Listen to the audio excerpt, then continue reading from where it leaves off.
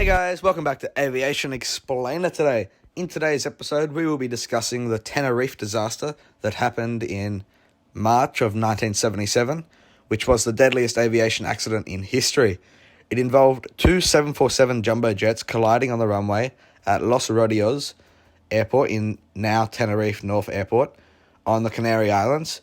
The accident claimed 583 lives and serves as a tragic reminder to the critical importance of communication and coordination in aviation. Let's go through the incident in even more details, step by step, to understand the complexities and various factors that contributed to this disaster. Now, throughout this video, I am going to have a little self-made video, which me and a couple of friends have made on a video game of what happened. So I would also like to hear your opinion on that, as I may do a few more videos about accidents, and I would like to see what your opinion is on that little brief bit that I've made.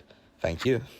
So to understand the full extent of the 1977 crash in Tenerife, we need to look at what caused it. So if we're going to set up the scene for what happened, we need to go back to 1977. So it's Los Rodeos Airport, was a relatively small airport at the time, and it was on the island of Tenerife, which is part of the Canary Islands. It had one runway, and it was a stopover point for planes flying from Europe to the Canary Islands. On the day of the disaster, a series of unfortunate events created the perfect storm for a deadly accident. The crisis at Gran Canaria Airport. Earlier that day, terrorist activity in the nearby Gran Canaria Airport in Las Palmas, also in the Canary Islands, led to a bomb explosion that happened in the terminal. In response, all incoming flights to Gran Canaria were diverted to the nearest alternate airport, Los Rodeos, which was not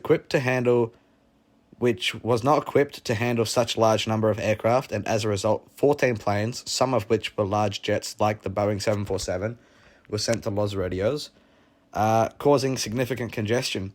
These planes included KLM Flight 4805 and Pan America World Airways Pan Am Flight 1736, had been diverted to Tenerife, where they were supposed to wait until the situation at Gran Canaria was resolved.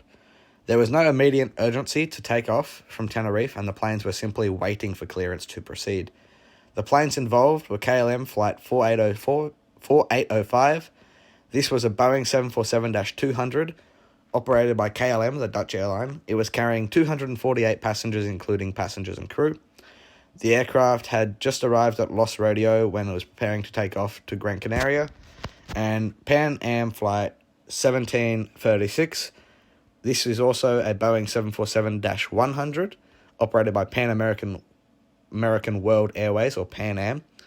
An American airline, was carrying 396 people, including passengers and crew.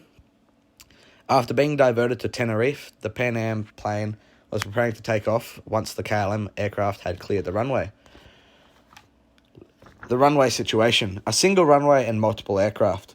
Los Rodeos had only one runway, and a sudden influx of aircraft managing the runway became a critical challenge.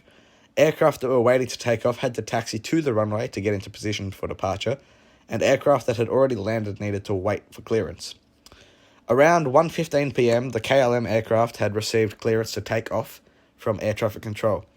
Pan Am Flight 1736 had been instructed to taxi to the end of the runway to wait for KLM aircraft to take off.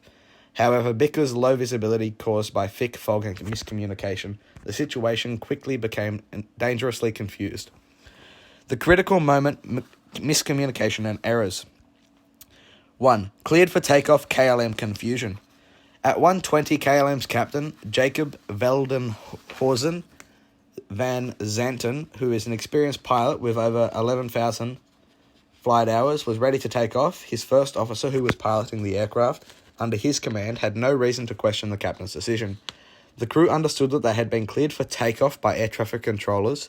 The clearance from the air traffic controllers was given with the phrase, "You are cleared to take off," but this was unclear which aircraft was being referred to. The key misunderstanding was that the KLM flight crew mistakenly under the impression that they were cleared to take off on the runway, despite the fact that they had not been given a clear path. 2. Pan Am's taxi instructions, ambiguous language. Pan Am's Flight 1736 was taxiing to the runway behind KLM, had been given instructions to line up and wait at the at the runway's intersection. This instruction was ambiguous and could be easily misunderstood, especially in the fog. In aviation, the phrase line up and wait typically means the aircraft should line up on the runway and be ready to take off, but the crew must wait for clearance to proceed. However, this was misinterpreted by the Pan Am crew, who believed that they were cleared to enter the runway and wait for the KLM aircraft to take off. 3. Build up to the collision. As the KLM aircraft began its takeoff roll, it was accelerating rapidly on the runway. The Pan Am flight, still taxiing behind the aircraft, had not yet cleared the runway's intersection and was directly in the flight path of KLM aircraft. In the thick fog, the KLM pilots and Pan Am crew could not see each other clearly despite the fact that they were both on the same runway. The KLM aircraft began its takeoff and the Pan American aircraft was still trying to make a turn to get out of the way. When KLM pilots saw the Pan Am plane, it was already too late. The KLM 747 was moving too quickly and there was no way to stop in time to stop the takeoff in time. The collision and aftermath. At approximately 1:21 p.m., the KLM 747, going full speed, collided with the Pan American 747, which was still on the runway. The KLM aircraft, moving nearly 160 knots, struck the Pan Am aircraft near the fuselage, causing massive explosion and fire. The fire spread rapidly, consuming both aircraft. The KLM aircraft was almost completely destroyed by the fire. All 248 people on board, including crew and passengers, perished. The Pan America aircraft, although severely damaged and engulfed in flames, had some survivors. Of 396 people on board Pan Am Flight 1736, 61 survived, including some crew members and passengers seated in the rear of the plane. Firefighting and rescue efforts. The efforts to rescue survivors were hindered by the thick fog, raging fire, and lack of proper emergency access. It took firefighters over 30 minutes to reach the wreckage, and many of the passengers and crew of the Pan America flight perished from the smoke and fire before help could arrive. Cause of the disaster. Investigation into the disaster revealed several critical factors that contributed to the crash. One was miscommunication between the pilots and air traffic controllers. The primary cause of the crash was a breakdown in communication. The KLM flight crew misunderstood the air traffic controllers' instructions, thinking they were cleared for takeoff, when in reality it had only been cleared to take the runway and line up, not to depart. The Pan Am crew misunderstood the instructions to line up and wait, thinking they were cleared to enter the runway. Ambiguity of instructions. The language used in aviation, especially during non-English communication, led to confusion. The fact that both pilots misunderstood their instructions despite clear procedures suggests a systematic problem with the cockpit communication and air traffic control procedures at the time. Human error and stress factor. The stressed environment of an overcrowded airport with a high workload contributed to the lapse in judgment. The KLM flight crew, under the pressure to get airborne quickly due to airport congestion. Similarly, the Pan Am crew, unfamiliar with the situation, was relying on their understanding of the orders rather than confirming the details with air traffic control. Lack of cockpit resource management. The KLM captain, a senior pilot, did not fully involve the co-pilot and other crew members in the decision-making. At the time, there was no formal cockpit resource management, or CRM, training, which would be later introduced after the disaster to improve communication and collaborate between the cockpit crew members. Aftermath changes in aviation safety. The Tenerife disaster led to significant reforms in aviation safety, particularly in the communications and crew coordination. Cockpit resource management, CRM, training was implemented across the industry to ensure better communication, mutual respect, and collaboration among flight crews.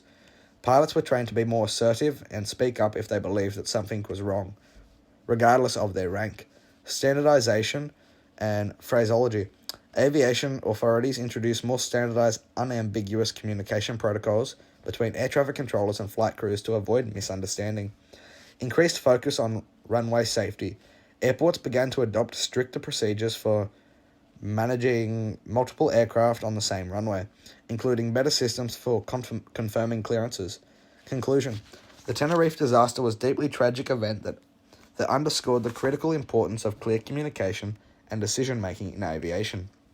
It resulted in substantial changes to aviation protocols, ultimately saving many lives by improving the flight safety standard worldwide. The lesson learnt from the disaster, especially the focus on communication and crew coordination, remaining fundamental to modern aviation safety. Thank you everyone for tuning into today's episode, and I hope you enjoyed the short snippet of video that I made of the accident itself. And please leave a comment, because I would love to see what your opinion is on what I have done with this, as I have tried something different, and I am very interested to see what you think. So please, leave a comment, tell me what you think, how I could do it better, all sorts of stuff. It all helps me improve my channel and make my channel grow even further. Thank you.